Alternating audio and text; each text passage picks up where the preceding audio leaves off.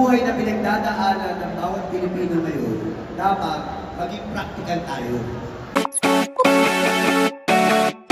Dapat iniisip natin yung affordable, yung abot kaya, yung kaya ng sweldo natin. At pangalawa po, yung benepisyo makukuha natin dito. Dahil ang Jin's Coffee Mix, meron po siyang Korean ginseng. Ang ibig sabihin po doon, malaki ang may tutulong nito para maging matalas ang ating pag-iisip at sumigla ang ating katawan. Iba po siya sa ibang coffee na pag ininom mo lang, magigising ka, masarap lang yung lasa. Ito pinagsama-sama na po na masarap na yung lasa, magiging masigla ka pa at magiging matalas pa ang pag-iisip natin lahat. Yun po ang kaibahan ng Jin's Coffee Mix. Okay, wala kang palakpak dyan! Alam mo, yung kagandahan kay Coco, talaga inaalam niya yung produkto bago in-endorse. So, palakpakan natin ulit. Thank you! Okay.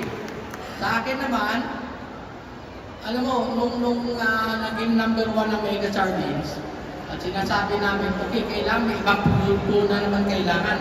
Pero hindi naman yun, mas anong produkto lang, kailangan may naiiba. So that's why the difference is coffee with Korean ginseng. So anong ginagawa? It helps in immune system, it helps in stamina, at marami pa. Pero kung sa ginseng lang, sulit na kayo. That's why for us sa Mega, sabi natin, let's do this and let's endorse at let's promote the brand Jin's Coffee. Okay? Kasaltayin natin ang presidente natin sa Mega, si Michelle. Ito. So may tatlong benefit ang Jin's Coffee. Number 1 is energy. Nakita niyo naman si Coco Martin, sobrang energy.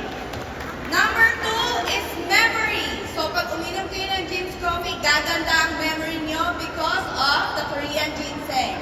And number 3 is immunity. Kaya healthy kayo pagka mataas ang immune system niyo. Kaya drink Jin's Coffee. Alam niyo po, honestly, i-share ko lang po sa inyo, napakalaking tulong po sa akin ito. Kasi kung alam naman po natin lahat na napakarami kong trabaho. Hindi lang ako isang artista, scriptwriter din ako, director din ako, and then producer din ako. At nagninegosyo rin ako ng mga maliliit na mga negosyo. Pero sabi ko nga, paano ko nagagawa ang lahat ng yun? Siyempre po, ang pinaka-importante sa atin, yung umaga sa pagkagising ko, sa pagbe-breakfast ko, kasabay mong iniinom ang Jin's Coffee. Kasi ito yung magpapatatag sa iyo eh. Ito yung magbubus na energy mo eh. Ito yung magpapatala sa isip mo para sa panglaban mo sa araw-araw. Kaya napakalaking tulong po nito sa aking hanap buhay sa araw-araw. Kaya kung tatanungin po nila, maraming mga tao nagtatanong sa akin, Ko, natutulog ka pa ba? Kasi nakikita nila kung gaano ako energetic eh, kung gaano ako passionate, kung gaano ako kalakas. Pero sabi ko kasi, lahat ng tao may sikreto. At anong sikreto ko? Jin's Coffee with ginseng. Yeah! Thank you so much. Parang nasagot niyo na lahat ng mga katanungan ko dito, no? Pero balik tayo kay Mr. Coco Martin.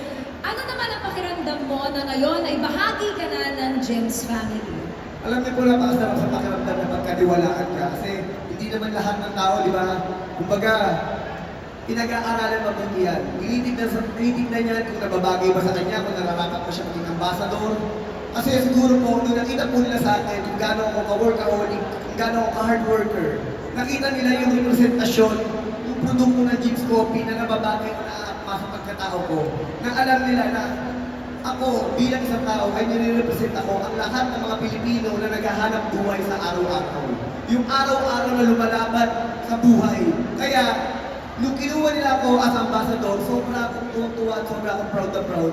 Kasi, kahit pa paano, sabi ko, sa ibang talento ko sa pag-arte o sa pag-direct, nakita rin nila yung kakayanan ko kung gaano ko kasipag bilang tao. Kaya, masarap sa pakiramdam na nakita ng mga tao yon kung gaano ko nagsusumika para sa aking buhay, para sa aking pamilya. At pinapakita ko na ganun ka-workaholic at ganun kasipag at ganun ka-uhusay ang lahat ng mga Pilipino. Maraming salamat. Palakpakan niyo naman. Nag-iisa talaga.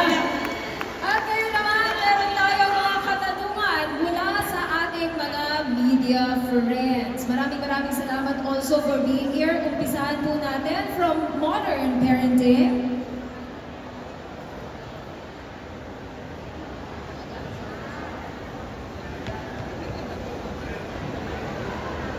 Yes po.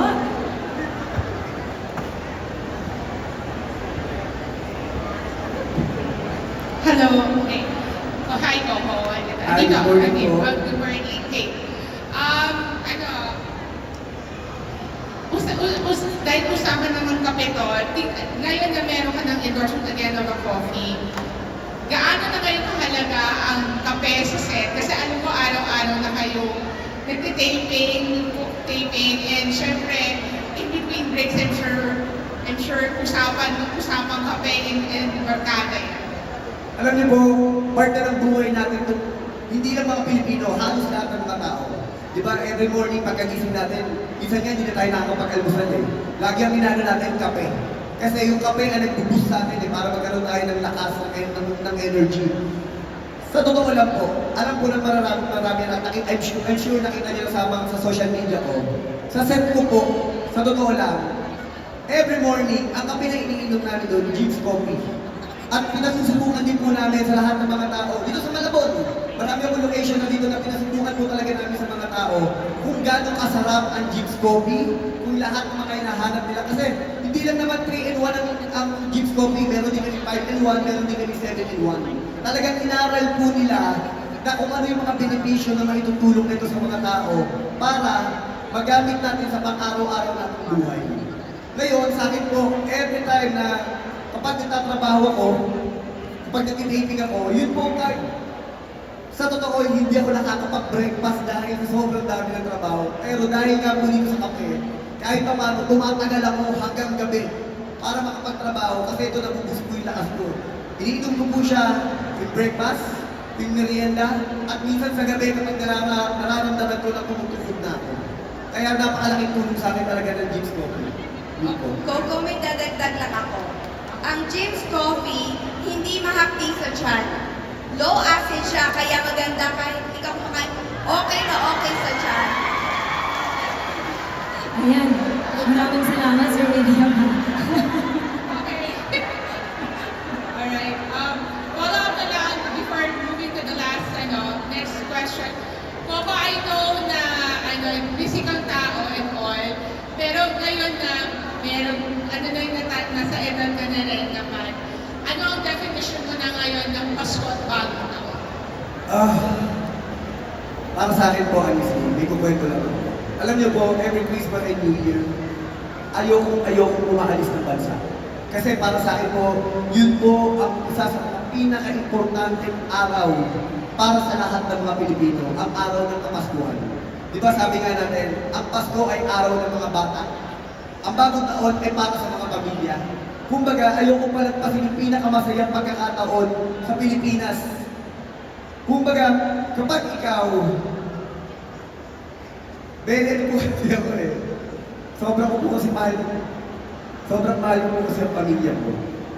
Kaya napaka-importante po sa akin ang Pasko. At ang Pasko po rin po yung oras na para maglilugod kami, makapagbandi kami, at makabawi po ako sa lahat ng mga oras na nawala ako sa kanila. At sa mga oras, mga pagkukulang ko, yun yung panahon para makapagbigay ako ng saya, makapagbigay ako ng kahit pa paano maparamdam ko kung gano'n sila kamahal. Kaya napaka-importante po para sa akin at sa lahat ng mga Pilipino ang Pasko at ang bagong taon. Ang New Year naman po, ito po yung dahilan at ito ang start ng pagsisimula ng pagbabagong buhay natin lahat. Kung mayroon naman tayo mga pagkukulang ang pagkakamali na nagawa sa ating buhay at sa ating bansa. Thank you so much to our media friends from Modern Parenting. And now, let's have Isa Iglesias from the Manila Times. Hello. Hi, good morning po. Na-mention mo kanina na you're a scriptwriter, director, producer. So may mga roles ka pa ba na gusto mong ma-try, whether on screen, tapos behind the camera, na hindi mo pa nasusubukan? Alam niyo po, nung nagawa ko yung show na Ang Probinsyano, sinabi ko po sa sarili ko na siguro ito yung pinaka-peak ng karir ko. Sinabi ko sa sarili ko, siguro tsamba. Kasi 7 years ang Probinsyano. Diba? Hindi ko inakala na aabot na gano'ng katagal na mamahalin siya ng mga Pilipino. Pakiramdam ko ito na yung pinaka-tugatog ng karir ko sa buhay ko. At na-achieve ko na lahat ng gusto kong ma-achieve at mangyari. Hindi ko inakala na pumasok ang Batang Quiapo at naramdaman ko na mas mataas ang ratings ng Batang Quiapo compare sa probinsyano. At ngayon papatapos po ang 2025 na napakaraming mga proyekto na pumapasok sa akin na meron po akong 4 na pelikulang gagawin at meron din po akong mga series na gagawin. Sabi ko sa sarili ko, akala ko patapos na ako, akala ko nagawa ko na lahat. Ngayon ko naramdaman sa sarili ko, nung nangyari ang probinsyano, yun pa lang po pala ang start ng career ko.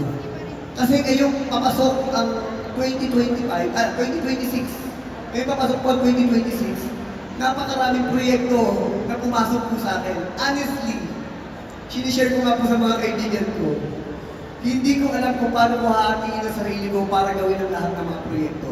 Pero sabi ko sa sarili ko, kilala ko, at alam ko kung saan ako nagsimula, wala akong inaatrasan na laban. Kung ibinigay sa akin ito ng Diyos, at alam ko may dahilan kung ba't niya ibinigay sa akin ito lahat ng mga blessing at lahat ng mga proyekto ko, alam ko na kakayanin ko ito. Kaya, sinasabi ko to na, alam nyo, sa buhay natin lahat, sa mga Pilipino, minsan nagtatanong tayo na bakit kulang tayo sa oportunidad. Bakit kulang ang suporta na natatanggap natin para mapakita natin ang talento natin. Lahat ng mga katanungan yan, tinanong ko rin yan sa sarili ko nung araw. Kasi dati ang hinahanap ko lang po, laging oportunidad, trabaho, basta mabigyan ako ng trabaho, magbilang ng trabaho. Pero laging wala, laging kulang. Magtatrabaho ako, mag-waiter ako, 6 months, endo. Nag-tricycle driver ako, sira yung tricycle. Nag-janitor ako, na-endo rin ako. Nag-dishwasher ako, na-endo rin ako. Pero alam niyo po, kaya ko sinishare sa inyo, minsan pala, yung sinasabi nilang, alam ng Diyos kung kailan niya ibibigay yung tamang pagkakataon o right timing para sa ating lahat. Nung binigay na sa akin ng Diyos yung tamang pagkakataon at na hindi ko inakala na ang trabaho pag-artista pala ang magiging regular kong trabaho, at nung nakita ko na siya na parang ito na yata yung career na ibinigay sa akin ng Panginoon. Kasi dati, magkakatrabaho ako ngayon, 6 na buwan, wala. Magkakatrabaho ako ngayon, 1 taon, wala. Nung naramdaman ko na nagdadire-diretso na yung trabaho ko, sabi ko, ito na yung career, ito na yung trabaho. Kaya ang ginawa ko po, pinagbuti ko yung trabaho ko. Kaya hindi lang bilang artista, hanggang sa natutunan ko na maging scriptwriter, hanggang naging director na ako, at ngayon nagpuproduce na ako ng mga pelikula at ng mga show ko. Sabi ko nga, huwag sana mawawalan ng pag-asa ang mga Pilipino. Kasi po, right timing, sipag, at tumalong tayo sa oportunidad na kung ano man yung binibigay natin sa harapan sa atin. Alam niyo po, nung nagtrabaho po ako sa Canada bilang janitor, ang mga Pilipino ang gusto nilang mga trabaho. Bakit? Napakasisipag natin, hindi tayo mareklamo at napakatalino natin. Lagi kong pinagsasabi, lagi kong pinagyayabang, napakatalento ng mga Pilipino. Kahit kung lumalaban kami sa festival abroad nung araw, kahit napakalitong budget ng pelikula namin, nagugulat kami bakit tayo ang nananalo. Kulang lang tayo sa suporta. Kung mabibigyan lang tayo ng tamang suporta, lahat ng Pilipino, naniniwala ako, magiging successful. Kagaya po na nangyari sa buhay ko. Ayun po, follow up lang kung meron ka pa gustong gawin pa. Yung gusto kong gawin, honestly po, ito na pong mga proyektong mga nakaline up sa akin. Kasi may gagawin po ako ngayon, like yung OTJ. And then may gagawin po ako ngayon sa Star Cinema na, Father's Day. Tapos may gagawin din ako with Inang. Tapos may gagawin din ako Bonifacio. Tapos may gagawin din po ako ngayong bagong series. Lahat ng mga, hindi sabi ko nga po, yung mga proyekto matagal ko nang hinihintay, bakit ngayon lahat nagsunod-sunod at nagsabay-sabay? Paano ko hihindi na napakatagal ko hinihintay ito? Kaya sabi ko nga, alam kong napakahirap at hindi ko alam paano ko hatingin ang katawan ko, pero gagawin ko ang lahat para magawa ko po ang lahat. Thank Okay, you. Salamat po. may itadagdag lang ako, no? Yung sinabi ni Coco, talaga yung traits, yung reputasyon, yun ang importante. Very wholesome para sa pamilya. That's why he was chosen to endorse James Coffee. Palakpakan natin! At talaga, modelo ang pamilya. So I hope, ibang mga artista, ibang mga endorser, kailangan malinis. At pag ganon, tradition should be long term para at least tuloy-tuloy ang endorsement. Okay, salamat again, Coco. Truly well-deserved nga naman talaga. And also, thank you so so much to Ms. Isa Iglesias from the Manila Times. And last but not the least, let us have Mr. Alvin Ignacio from Daily Tribune. Hi. Hello. Coco, dati yung mga endorsement, pangarap lang. Ngayon, totoo na silang lahat. Pati yung kanila mo ang ganda-ganda. Anong pakiramdam na lahat ng mga pangarap mo naging ay totoo na? Alam niyo po, di ba pag nagsisimula ka, sa totoo, kaya mo na sinabi niyo, lahat nangangarap ka lang eh. Lahat ng mga rejection pagdadaanan niyo. Pero sabi ko nga, basta ang pinaka-importante, huwag ka lang bibitiw eh. And then habang nasa proseso ka talagang magsumikap ka, pagsikapan mo, pagpursigihan mo, ang dulo nito talaga, kapag talagang nagtrabaho ka mabuti, ang pinagbuti mo, may magandang patutunguhan eh. Ngayon, sa parte ng buhay ko, hindi ko po inakala na mararating ko to. Bukod po sa mga endorsement na kung anong meron po ngayon, bukod po sa mga proyekto na meron ako ngayon, para sa akin, ang pinaka-big achievement ko, yun na ayos ko po yung pamilya ko. Kasi po ako, broken family po kasi kami. Yes. And then, nag-iwalay po ang parents ko, imbis na sirain ko yung buhay ko at damdamin ko yung pag-iwalay nila, sinabi ko sa sarili ko, kung ako masisira o madadapa, walang mangyayari lalo sa pamilya ko. Kaya ako po yung pakatatag. Kasi sinabi ko, na ako magiging pundasyon nila. Kaya patuloy ko po talaga inayos ang buhay ko na nagsumikap ako. Na ngayon po, kahit pa paano yung mga kapatid ko, natutulungan ko. Nakita niyo naman po, di ba, yung ibang dalawang sa mga kapatid ko, naipasok ko rin sa Batang Quiapo, nahihiyaman ako, pero sabi ko sa sarili ko, yung ibang tao ka natutulungan ko, bakit yung mga kapatid ko, bakit hindi? Kaya hinilang ko rin sila. Sabi ko lang naman, basta huwag lang nila ako pahihiyain. Okay. And then, ngayon, kahit pa paano, sabi ko nga, na-achieve ko lahat ng mga dreams ko. Alam ko, sabi ko, ito naman yung tamang pagkakataon para mag-give back para sa mga tao, lalong-lalo na sa mga tao tumulong sa akin ng mga nagsisimula pa po. Yun po yung para sa akin yung mga achievements ko, saka yung lahat ng mga blessing na dumating sa buhay ko, lalo na sa mga endorsement. Nagpapasalamat talaga ako sa lahat ng tiwala na binibigay ko na kasi napakalaking obligasyon po nito para po sa amin. Dahil kami po ang tinitignan ng mga tao eh. Kami po ang tinitignan nila kung nararapat ba kami o totoo ba yung sinasabi namin about sa produkto po ng mga ini-endorse po yun. Ako pa last question. Ano ba yung mga pamantayang tinitignan mo para sabihin mo, ay gusto kong i-endorse ng produkto ko? Alam niyo po, Dahil ito sa James Coffee. Anong nakita mo sa James sa alam niyo po, gusto mong i-endorse? sa bawat ini-endorse ko, ang manager ko, si Shirley Juan at ako po, pinag-aaralan po namin mabuti. Kasi po, alam naman po natin, di ba, kapag nasira ang isang produkto at lalo na ini-endorse namin, masisira rin po yung credibility namin, yung pangalan po namin. Kaya sinusuri po namin ito mabuti bago po namin i-endorse. Nag-meeting, nag-uusap, at kaya po mismo, inaaral namin mabuti yung produkto bago po namin kunin. Kasi po, yung totoo, madaling kumita ng pera. Pero ang mahirap masira, yung matagal na pinaghirapan ko rin sa trabaho ko, kapag nasira ang pangalan ko, nasira ang produkto, masisira rin po ang pangalan ko sa mga tao. Yun po. Salamat po.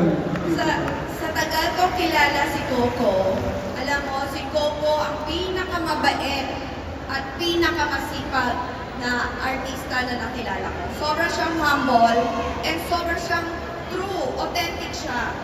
Ang sabi ko naman sa kanya, kailangan masipag ka pero alagaan mo ang kalusugan mo. Kasi importante ang kalusugan. Kaya ngayon, James Coffee, araw-araw siya para mapanatiling healthy ang kalusugan niya. So, nagpasalamat din kami kay Tita Shirley, kay Mami Shirley, and also kay Coco kasi tinanggap niya ang James Coffee. And alam niya na talagang makakabuti ito para sa inyong mga Pilipino, para sa kalusugan natin. Remember, family is very important sa atin. Kaya panatilihin natin malusog tayo para sa ating pamilya.